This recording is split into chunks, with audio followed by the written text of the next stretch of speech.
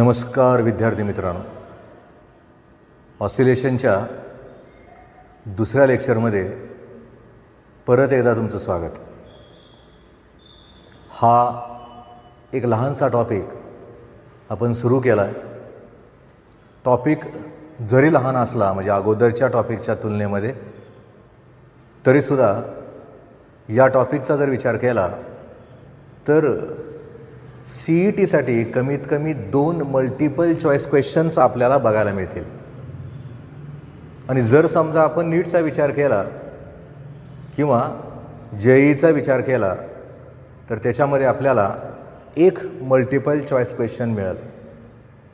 आपण काय केलं, याच्या अगोदरचं जे लेक्चर होतं म्हणजे ऑसिलेशन्सचा पहिला भाग, त्याच्यामध्ये पहिल्यांदा विचार केला त्या ठिकाणी तिथं असणाऱ्या पिरियॉडिक मोशनचा. मी काय म्हटलं तुम्हाला, जर समजा मला प्रश्न विचारला की डिफाईन पिरियॉडिक मोशन, तर एक साधं एक वाक्य तयार करता येतं. A motion which repeats itself in an equal interval of time is called as periodic motion. आणि परत आपण काय केलं, ऑसिलेटरी मोशन, कारण या टॉपिकचं नावच मुळात ऑसिलेशन आहे. आणि ऑसिलेटरी मोशनचा विचार जर इथं केला तर मग आपलं वाक्य असं होतं, to and fro motion of a particle about a mean position or a fixed point is called as an oscillatory motion. मग आपण वेगवेगळे एक्झाम्पल बघितले, मग एक वाक्य तयार केलं. प्रत्येक ऑसिलेटरी मोशन ही पिरियॉडिक आहे, पण प्रत्येक पिरियॉडिक मोशन ही ऑसिलेटरी नाही. कारण आपल्याला माहीत असतं युनिफॉर्म सर्क्युलर मोशन ही पिरियॉडिक आहे. मग असं करत करत करत आपण गेलो आणि ह्यातलं एक महत्त्वाचं आर्टिकल आपण बघितलं, आणि ते आर्टिकल होतं लिनियर सिम्पल हार्मोनिक मोशन. आपण काय केलं, पहिल्यांदा एक स्प्रिंगचं उदाहरण घेतलं. स्प्रिंगचं उदाहरण घेत असताना मग आपण असा विचार केला, त्या ठिकाणी तिथं असणारी ती स्प्रिंग कॉम्प्रेस्ड होत असताना किंवा त्याच्यामधल्या ज्या टर्न्स आहेत त्या वेगळ्या होत असताना त्याच्यामध्ये एक प्रकारचा फोर्स स्टोअर होतो, ज्याला रिस्टोरिंग फोर्स म्हणतात. हा जो फोर्स आहे तो डिस्प्लेसमेंटला, मी एक वाक्य काल केलं होतं किंवा अगोदरच्या पिरियडला केलं होतं किंवा लेक्चरला केलं होतं, या टॉपिकमध्ये डिस्प्लेसमेंट मोजत असताना आपल्याला मेन पोझिशनपासून मोजावं लागतं. आणि त्या ठिकाणी तिथं असणारं ते जे डिस्प्लेसमेंट आहे ते असणाऱ्या रिस्टोरिंग फोर्सला डायरेक्टली प्रपोर्शनल आहे. म्हणून आपण एक मॅथमॅटिकल रिलेशन लिहून टाकलं, F is directly proportional to -x. Is equal to कडे जाताना F is equal to -kx आलं. के म्हणजे काय, त्याला खरं तर फोर्स कॉन्स्टंट म्हणतात, किंवा स्प्रिंगच्या भाषेमध्ये जर सांगितलं तर त्याला स्प्रिंग कॉन्स्टंट सुद्धा म्हणतात. मग त्याचे एकक काय, त्याचे डायमेन्शन काय, सगळं आपण अगोदरच्या लेक्चरमध्ये बघितलं. मग आज काय बघतोय आपण, विचार करूया. मी जर समजा या पद्धतीनं त्या ठिकाणी तिथं असणाऱ्या त्या पार्टिकलचा एखादा पाथ विचारात घेतला, एखादा मार्ग विचारात घेतला. कारण आपण काय केलं होतं, जर समजा तो पार्टिकल त्याच मार्गातनं सरळ रेषेमध्ये सतत पुढं मागं करत राहत असेल तर त्याची जी मोशन आहे त्याला लिनियर सिम्पल हार्मोनिक मोशन या नावानं ओळखतात. त्याची वाक्य तयार केलं होतं आपण, linear simple harmonic motion is a linear periodic motion of a body in which restoring force is directed towards the mean position and magnitude of the restoring force is directly proportional to the displacement from its mean position. मग इथं जर विचार करायचा झाला तर हा माझा O हा पॉइंट मीन पोझिशनचा आहे. याला आपण नाव दिलं A, याला नाव दिलं आपण B. हा जर पार्टिकल याच मार्गातनं सतत पुढं मागं जात असेल तर त्याची जी मोशन आहे ती खरं तर लिनियर सिंपल हार्मोनिक मोशन आहे. अशा असणाऱ्या या लिनियर सिंपल हार्मोनिक मोशनसाठी आपल्याला जी उत्तरं काढायची आहेत ती आज कुठली कुठली उत्तरं काढायची आहेत. पहिलं उत्तर आपल्याला काढायचं आहे ॲक्सेलरेशनचं. दुसरं उत्तर आपल्याला काढायचं आहे व्हेलॉसिटीचं. तिसरं उत्तर आपल्याला काढायचं आहे डिस्प्लेसमेंटचं. हे उत्तर काढत असताना जर समजा तो पार्टिकल कुठल्याही पॉइंटला कुठल्याही पोझिशनला असेल तर उत्तर किती, त्याच्यावरून मग आपण असं ठरवूयात. कारण हा ओ जो पॉइंट आहे तो माझा मेन पोझिशनचा आहे, ए जो पॉइंट आहे तो एक्स्ट्रीमचा आहे, बी हा जो पॉइंट आहे तो पण एक्स्ट्रीमचा आहे. कारण त्या ठिकाणी तिथं असणारा तो जो पार्टिकल आहे तो या पद्धतीनं टू अँड फ्रो पुढं आणि मागं अशी सतत मोशन करत राहील. काल मी तुम्हाला सांगितलं होतं याच्यामध्ये एक ऑसिलेशन कशाला म्हणतात, कारण ते सगळ्यात महत्वाचं आहे.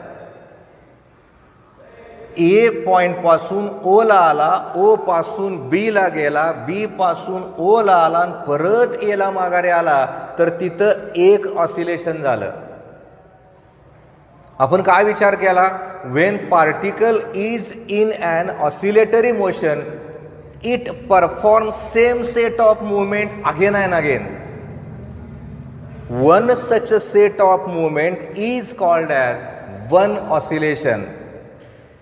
आणि आज आपण काय करतोय, डिफरन्शियल इक्वेशनचा वापर करून आपल्याला जी उत्तरं काढायची आहेत त्यातलं पहिलं जे उत्तर आहे ते मी तुम्हाला फळ्यावर टायटलच लिहिलंय, ॲक्सेलरेशनचं उत्तर काढायचं आहे.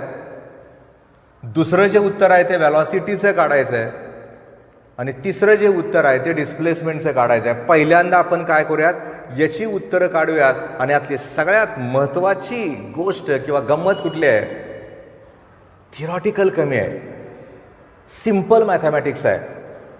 म्हणजे तिथं असं म्हणून मला नाही चालत किंवा माझं बायोलॉजी नाही मग मॅथमॅटिक्स कसं करू.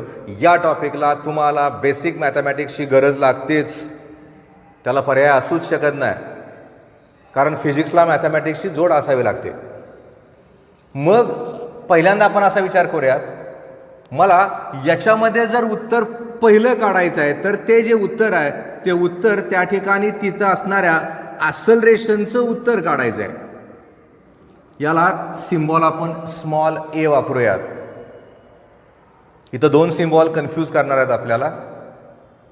ॲम्प्लिट्यूड नावाची एक टर्म येते, त्याला आपण कॅपिटल ए वापरतोय, नक्की लक्षात ठेवा. आणि ॲक्सेलरेशनला आपण स्मॉल ए वापरतोय. काही नोट्समध्ये ॲक्सेलरेशनला डायरेक्ट ॲक्सेलरेशन लिहितात आणि ॲम्प्लिट्यूडला स्मॉल ए वापरतात. ते ठरवा अगोदर तुम्हाला कसं करायचं आहे ते, कारण ते कन्फ्यूज करेल. मग मी समजा तुम्हाला प्रश्न विचारला की अगोदरचं जे लेक्चर ज्यांनी बघितलंय त्याने मला उत्तर द्या, काल differential equation of linear SHM नावाचं जे आर्टिकल बघितलं होतं त्याच्यामध्ये डिफरन्शियल इक्वेशन कुठला आहे, तर मग तसा जर प्रश्न विचारला तर मला तुम्ही उत्तर द्याल, सर आम्ही कालच वाचलंय आणि त्या ठिकाणी तिथं असणारं ते जे उत्तर आहे ते उत्तर असं आहे, d2x upon dt square plus omega square x is equal to 0. मग पहिलं उत्तर काढणं फार सोपं आहे. कसं ते बघा, मी काय करतो, या ठिकाणी या इक्वेशनला थोडासा बदल करून लिहितो, d2x upon dt square is equal to minus omega square x. इथं 100% लक्षात ठेवा, ओमेगाला अँग्युलर फ्रिक्वेन्सी म्हणतात. एक्स म्हणजे डिस्प्लेसमेंट आहे. डिस्प्लेसमेंट मीन पोझिशन पासूनच मोजतात. सतत मी तुम्हाला सांगतोय, ते हॅमर कर तुमच्या डोक्यामध्ये. म्हणजे d2x upon dt square is equal to minus omega square x आलं. कालच तर आपण बघितलं होतं. मला जर समजा त्या ठिकाणी ॲक्सेलरेशनचा विचार करायचा आहे तर मला dv अपॉन dt करावं लागतं, कारण आपलं वाक्य असं असतं, rate of change in velocity with respect to time is called as acceleration. आणि मी जर व्हीचा विचार केला तर मग मात्र dx अपॉन dt असतं, rate of change in displacement with respect to time. व्हेलॉसिटीचं उत्तर माझं dx अपॉन dt आहे, ॲक्सलरेशनचं उत्तर माझं dv बाय dt आहे. याचा अर्थ असा झाला, मला ॲक्सलरेशनचं उत्तर काढत असताना d अपॉन dt आणि इथं dx अपॉन dt लिहितो, म्हणजे ॲक्सलरेशनचं उत्तर माझं झालं d2x अपॉन dt स्क्वेअर. इथं तर आपल्याला d2x अपॉन dt स्क्वेअर मिळाले, म्हणजे माझं ॲक्सलरेशनचं उत्तर यातलं तयार झालं आणि ते जे उत्तर आहे ते उत्तर आलं -ω²x. फॉर्म्युला तयार झाला, फॉर्म्युला पाठ करायचा आहे, लक्षात ठेवायचं आहे. मला जर कुणी त्या ठिकाणी तिथं असणाऱ्या त्या फॉर्म्युल्याचं मिनिंग विचारलं तर मी सांगू शकतो की दिसतंय मला ॲक्सलरेशन आणि डिस्प्लेसमेंट याच्यामध्ये निगेटिव्ह साईन आहे. याचा अर्थ असा झाला, ॲक्सलरेशन आणि डिस्प्लेसमेंट दोघं एकमेकाला अपोजिट असतात, नक्की लक्षात ठेवा. जर ओमेगाला आपण इथं तात्पुरतं कॉन्स्टंट ठेवलं तर ॲक्सलरेशनला डिस्प्लेसमेंट हे डायरेक्टली प्रपोर्शनल टू -x आहे. हे पहिलं उत्तर माझं तयार झालं ॲक्सलरेशनचं. कसं काढलं तर साध्या मेथडनं उत्तर काढलं, या पी पॉईंटचं उत्तर काढलं. हा पी पॉईंट ओ पासून खरं तर x एवढ्या अंतरावर आहे. x एवढ्या अंतरावर असताना साधं सिंपल मॅथमॅटिक्स वापर केला आपण. आपल्याला माहिती होता फॉर्म्युला म्हणण्यापेक्षा डिफरन्शियल इक्वेशन माहिती होतं. इथं पण लक्षात ठेवा, 1 मार्काच्या प्रश्नामध्ये तुम्हाला हा प्रश्न पण विचारतील, state differential equation of linear SHM. अशा परिस्थितीमध्ये नुसतं डिफरन्शियल इक्वेशन लिहायचं आहे, त्याच्यात x म्हणजे काय ते ओमेगा म्हणजे काय ते नक्की लिहा, कारण आपल्याला ते बोर्डाच्या परीक्षेला पण तितकंच महत्त्व द्यावं लागेल. मला जोपर्यंत बोर्डाचं कळत नाही, मला जोपर्यंत बोर्डाचं येत नाही, तोपर्यंत मला CET येतच नसतं. त्यामुळे मी पहिलं एक उत्तर तुम्हाला काढून दिलं, ॲक्सलरेशनचं उत्तर तयार झालं -ω²x. हा एक फॉर्म्युला तयार झाला. मग मी काय करतोय आता, याच्यामधलं दुसरं उत्तर आपल्याला काढायचं आहे आणि दुसरं उत्तर या ठिकाणी काढत असताना मग ते जे उत्तर आहे ते उत्तर काढायचं आहे कशाचं, तर त्या ठिकाणी तिथं असणाऱ्या त्या व्हेलॉसिटीचं उत्तर आपल्याला काढायचं आहे. बघूयात कसं येतंय ते. म्हणजे आता याच्यामध्ये मी याला बी लिहितो आणि या ठिकाणी इथं लिहितो व्हेलॉसिटी पीच्या ठिकाणची, म्हणजे ॲट एनी पॉईंटचं उत्तर आपण पहिल्यांदा काढूयात.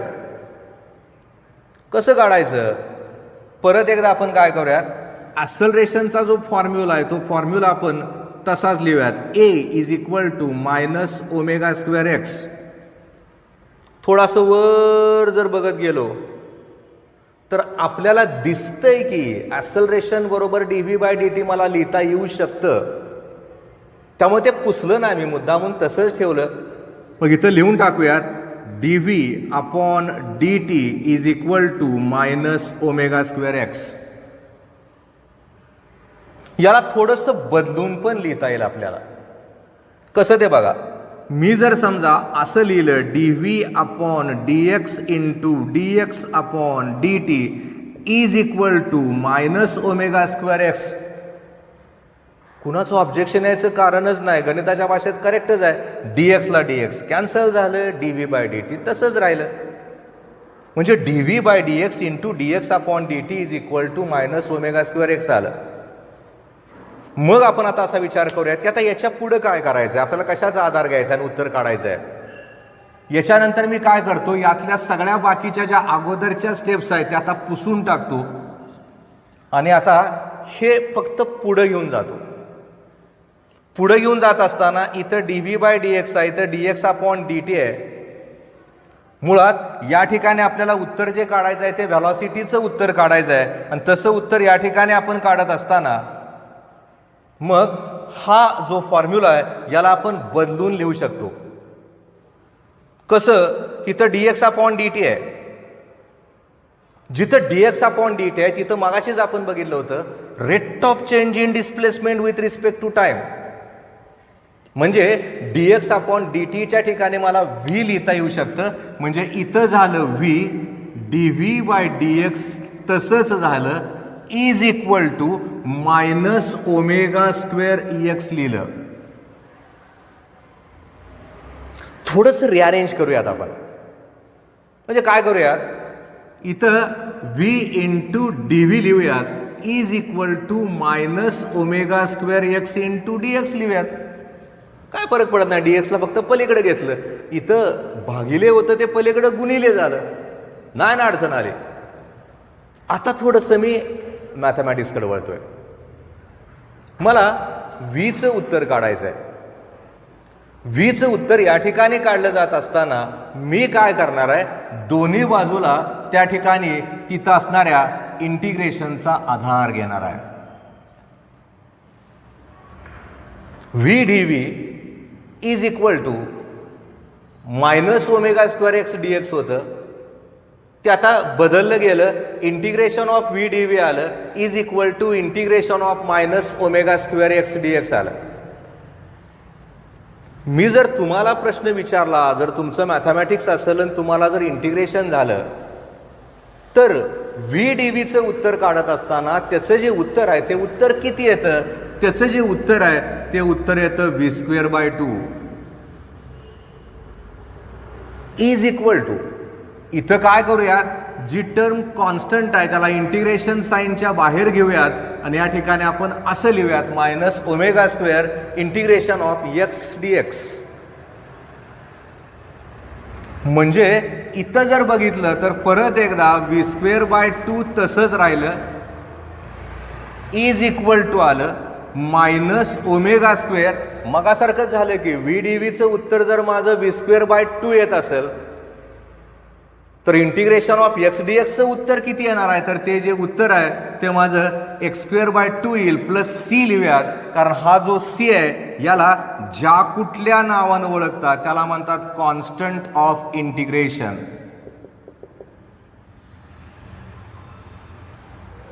हे सगळ्यात महत्वाचं आहे.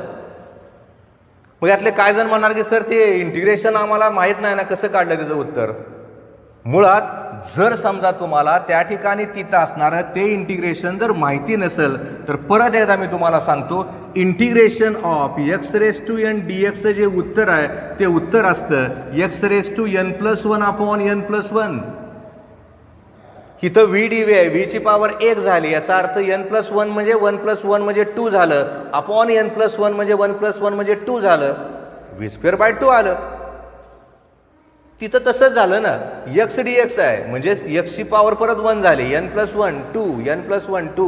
त्यामुळे त्या ठिकाणी तिथं असणारं ते जे उत्तर आहे ते उत्तर एक्स स्क्वेअर बाय टू आलं, प्लस त्या ठिकाणी तिथं असणारी ती जी किंमत आहे ती सी ची झाली. म्हणजे तो कॉन्स्टंट ऑफ इंटिग्रेशन झालं, त्याचं उत्तर आपल्याला आता काढायचं आहे, ते ठरवायचं आहे. ते पण अंडरस्टँड करून समजून घ्या कसं ते बघा. मी काय करणार आहे, ज्या वेळेस मला त्या ठिकाणी तिथं असणाऱ्या त्या सीचं उत्तर काढायचं आहे, ते उत्तर त्या ठिकाणी काढत असताना मी एक्सची किंमत एच्या किंमतीच्या बरोबर ठेवणार आहे. वाटलं तर इथं आपण ए बदलूयात, कारण आपण कॅपिटल ए हा जो सिम्बॉल आहे तो आपण ॲम्प्लिट्यूडला वापरला आहे. आता ती संकल्पना काय आहे, ॲम्प्लिट्यूड म्हणजे काय ते पण आपल्याला तात्पुरतं कळलं पाहिजे ना. Maximum displacement of a particle performing SHM from its mean position is called as amplitude. म्हणजे ओ पासून बी पर्यंत त्याचं जे डिस्प्लेसमेंट आहे ते ॲम्प्लिट्यूड एवढं होईल, ते इथंपर्यंत होईल किंवा इथून ते इथंपर्यंत होईल, कॅपिटल ए. मग एक्सची किंमत आपण ॲम्प्लिट्यूड एवढी जर ठेवली, याचा अर्थ तो पार्टिकल इथं आला, काही क्षणाकरता का होईना तो तिथं थांबणार आहे, नंतर तो माघारी फिरेल. जर समजा त्या ठिकाणी तिथं असणारा तो जो पार्टिकल आहे तो एवढ्या असणाऱ्या अंतरावर आला, म्हणजे त्यानं त्या ठिकाणी तिथं असणारं ते जे डिस्प्लेसमेंट आहे ते ॲम्प्लिट्यूड एवढं केलं, तर नक्की मला सांगता येतं त्या ठिकाणी जर तो काही क्षणाकरता जर विसावत असेल, थांबत असेल, तर त्याची व्हेलॉसिटी झिरोच झाली. ची किंमत ए असताना व्ही ची किंमत 0 झाली, मग ते आपण या इक्वेशन मध्ये ठेवूयात ना. तात्पुरता आपण त्याला काहीतरी इक्वेशन नंबर देऊयात, 1 देऊयात. मग व्हीच्या ठिकाणी मला किंमत ठेवायची आहे कुठली, तर त्या ठिकाणी ती जी किंमत आहे ती माझी 0 आहे. Is equal to minus omega square तसंच ठेवूयात. ची किंमत माझी ए स्क्वेअर आहे अपॉन 2 आहे प्लस सी आहे. म्हणजे सीचा विचार केला तर माझं उत्तर तयार झालं ए स्क्वेअर ओमेगा स्क्वेअर अपॉन 2.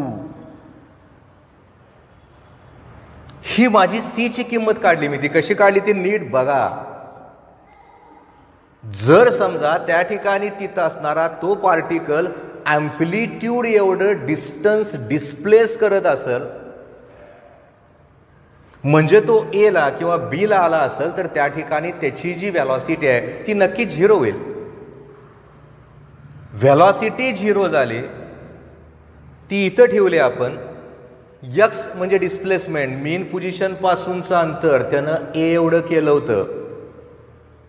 एक्सच्या ठिकाणी आपण कॅपिटल ए ठेवलं, omega square A square by 2 आलं प्लस सी आलं. त्यामुळे सी ची किंमत माझी तयार झाली ए स्क्वेअर ओमेगा स्क्वेअर बाय 2. आता ती जी किंमत आहे ती आपण इक्वेशन नंबर 1 मध्ये ठेवूयात आणि एका उत्तराला आपण पोचूयात. बघूयात आपलं उत्तर कसं येतंय ते.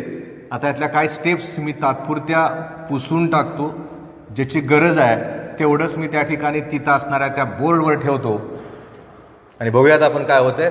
व्ही स्क्वेअर अपॉन 2 तसंच ठेवूयात. Is equal to minus omega square x square by 2 ठेवूयात प्लस सी ची किंमत माझी जी आली ती ओमेगा स्क्वेअर ए स्क्वेअर अपॉन 2 आली आहे. ही किंमत आहे. आता सहज विचार केला तर दिसतंय आपल्याला की सगळीकडचं 2 कॅन्सल होऊन जाईल. मी जर समजा इथं v square is equal to लिहिलं आणि जर समजा त्या ठिकाणी तिथं असणाऱ्या ओमेगा स्क्वेअरला जर कॉमन काढलं आणि आतमध्ये ठेवताना थोडंसं रिअरेंज करून घेतलं, तर omega square in bracket A square minus x square येईल.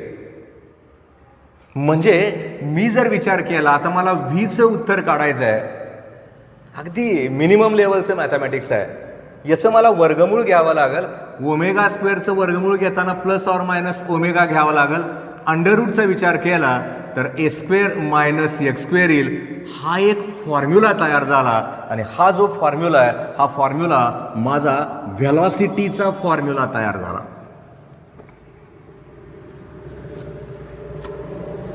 दुसरं उत्तर, कारण काय होतं याच्यामध्ये एक एक प्रश्नांची उत्तरे मिळत जातात.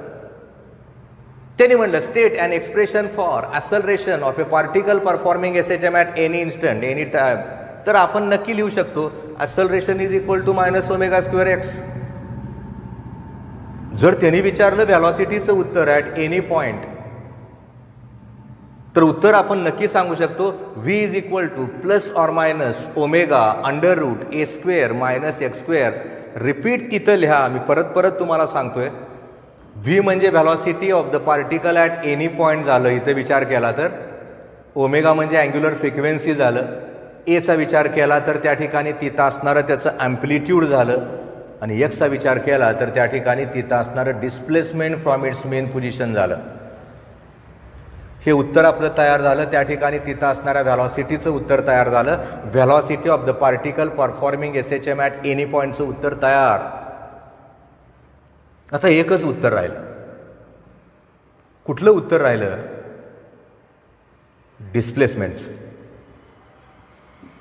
कसं काढायचं ते बघा. आता मी तिसरं इथं लिहितो, सी लिहितो आणि त्या सीला या ठिकाणी नाव देऊन टाकतो डिस्प्लेसमेंट आणि त्याचा सिम्बॉल एक्स. आपण काय केलंय, वेगवेगळी उत्तरं काढताना त्या ठिकाणी तिथं असणाऱ्या अगोदरच्या इक्वेशनचा वापर करून ती उत्तर आपण काढलीत.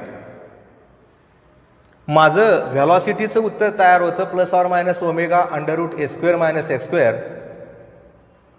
तेच मी परत इथं रिपीट घेतोय.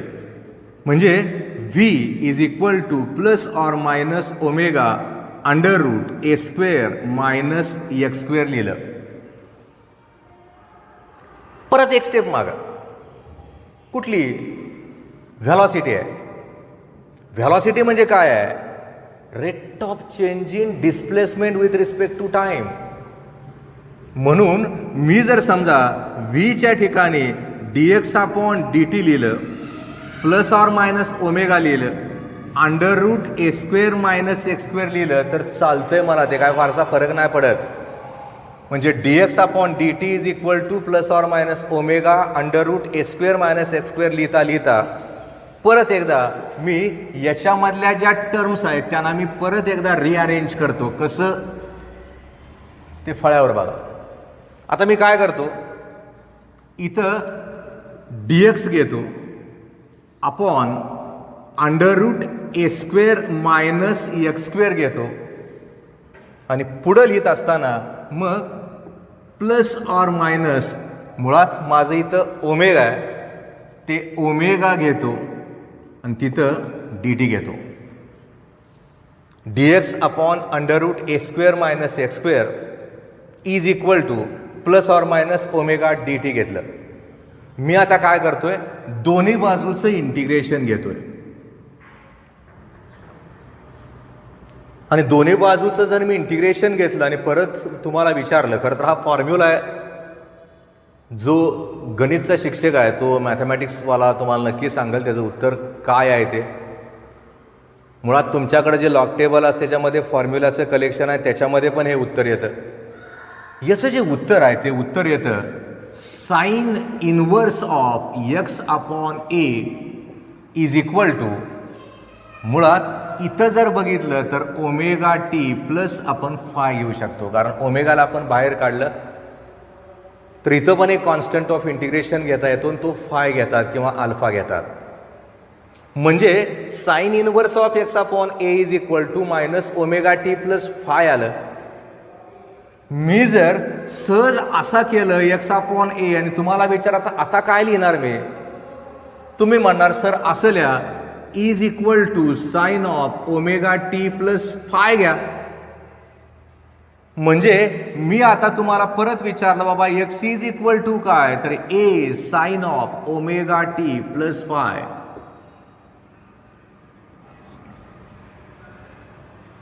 ते प्लस मायनस मध्ये पण लिहिता येतं. म्हणजे मला खरं तर त्या ठिकाणी तिथं असणाऱ्या त्या डिस्प्लेसमेंटचं एक उत्तर मिळालं आणि त्याचा एक फॉर्म्युला तयार झाला, x is equal to a sine of omega t plus phi. बघता बघता आपल्याकडे 3 फॉर्म्युले तयार झाले. पहिला फॉर्म्युला माझा तयार झाला ॲक्सलरेशनचा मायनस ओमेगा स्क्वेअर एक्स.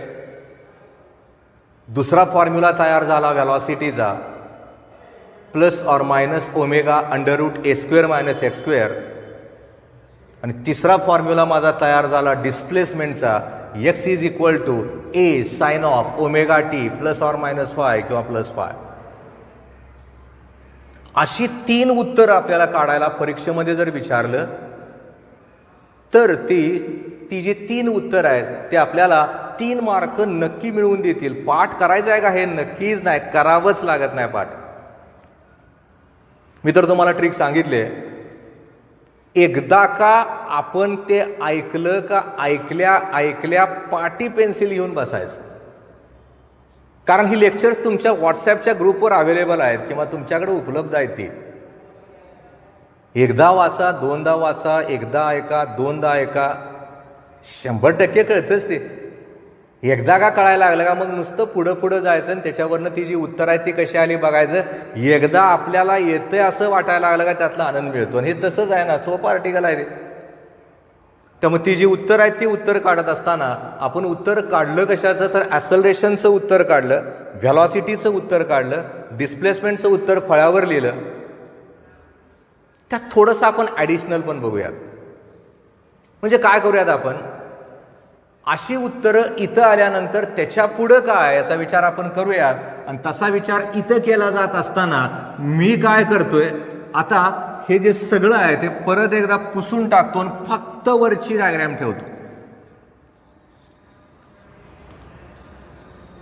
आता आपण असा विचार करूयात की त्या ठिकाणी तिथं असणारं ते जे ॲक्सलरेशन आहे, जे पहिल्यांदा उत्तर काढलं होतं आपण, त्याला परत एकदा आपण लिहितोय. उत्तर ॲक्सलरेशनचं काढलं होतं आणि आपलं उत्तर आलं होतं -ω²x. ह्याची आपण दोन उत्तरं काढूयात. कशी ती बघा. जर समजा त्या ठिकाणी तिथं असणारा तो जो पार्टिकल आहे तो जर मीन पोझिशनला असेल तर असणारं उत्तर, आणि तोच पार्टिकल जर एक्स्ट्रीम पोझिशनला असेल तर असणारं उत्तर. मग मीन पोझिशनला आहे याचा अर्थ तो पार्टिकल इथं आहे. माझा फॉर्म्युला -ω²x आहे. एक्स म्हणजे काय आहे तर माझं डिस्प्लेसमेंट आहे. जर समजा त्या ठिकाणी तिथं असणारं ते एक्स माझं डिस्प्लेसमेंट आहे, आणि मी तुम्हाला तर पहिल्यापासून सांगतोय, in case of oscillation displacements are measured from its mean position. That is the most important. तसं जर असेल तर इथं पार्टिकल आहे, तिथूनच डिस्प्लेसमेंट मोजायचं आहे. लगेच त्यातला एकदम सर मग सोपं झालं की एक्सची किंमत 0 झाली ना. मीन पोझिशनला एक्सची किंमत 0 झाली. माझा फॉर्म्युला ॲक्सलरेशनचा -ω²x आहे, आणि वर्षानुवर्ष आपल्याला शिकवलं गेलं कुठल्याही संख्येला शून्यानं गुणला असता उत्तर 0 येतं. याचा अर्थ असा झाला ॲक्सलरेशनचं उत्तर माझं 0 आलं. कुठं आलं? मीन पोझिशनला. मग आपण विचार करूया त्या ठिकाणी तिथं असणाऱ्या दुसऱ्याचा. म्हणजे जर समजा त्या ठिकाणी तिथं असणारा तो जो पार्टिकल आहे तो एक्स्ट्रीम पोझिशनला असेल तर त्या ठिकाणी तिथं असणारं ते जे उत्तर आहे ते उत्तर ॲक्सलरेशनचं किती येईल? एक्स्ट्रीम पोझिशन म्हणजे ते इथं आलं किंवा इथं आलं. माझा तर formula acceleration is equal to -ω²x आहे. म्हणजे परत एकदा तुम्हाला मी विचारलं की सांग एक्स्ट्रीम पोझिशनला एक्सची किंमत कशा एवढी येईल? मॅक्झिमम डिस्प्लेसमेंट एवढी येईल, म्हणजे ते ॲम्प्लिट्यूड एवढी येईल. आणि जर ते तसं झालं आणि माझा जर फॉर्म्युला त्या ठिकाणी ॲक्सलरेशनचा -ω²x असेल तर त्या ठिकाणी तिथं असणारं ते जे उत्तर आहे ते उत्तर -ω² येईल, किंवा ॲम्प्लिट्यूडच्या भाषेमध्ये ते जे उत्तर आहे ते उत्तर येईल Aω². एक लक्षात ठेवायचं आहे, पार्टिकल ज्या वेळेस एक्स्ट्रीम पोझिशनला असतो त्याच वेळेस त्या ठिकाणी तिथं असणारं ते जे ॲक्सलरेशन आहे ते मॅक्झिमम असतं. त्यामुळं हे दोन फॉर्म्युले डोक्यातच ठेवायचे. जनरल फॉर्म्युला काय? ॲक्सलरेशनचा Aω². ॲक्सलरेशन मॅक्सचा फॉर्म्युला काय? Aω². म्हणजे एक्स्ट्रीम पोझिशनला त्या ठिकाणी तिथं असणारं ते जे ॲक्सलरेशन आहे ते मॅक्झिमम असतं. मग मॅक्झिमम ॲक्सलरेशनचा फॉर्म्युला जर 2 मार्काला 1 मार्काला विचारला तर काय लिहायचं? तर तो हा लिहायचा Aω². मिनिमम म्हणजे 0 कुठं असतं तर मीन पोझिशनला असतं. हे विचारतात, ह्याचं ॲप्लिकेशन आहे, याच्यामध्ये रेशो असतो. आणि तसं असेल तर ॲक्सलरेशन मॅक्स म्हटलं का Aω². हे आता डोक्यात आपण जर ठाम ठेवलं तर आपण याच्यावरनं अजून 2 उत्तरं नक्की काढता येतील, जे आपल्याला 2 मार्काचं किंवा त्या ठिकाणी तिथं असणाऱ्या 1 मार्काचं काम करून जातील. कसं ते बघा. आता मला विचार करायचा आहे त्या ठिकाणी तिथं असणाऱ्या व्हेलॉसिटीचा,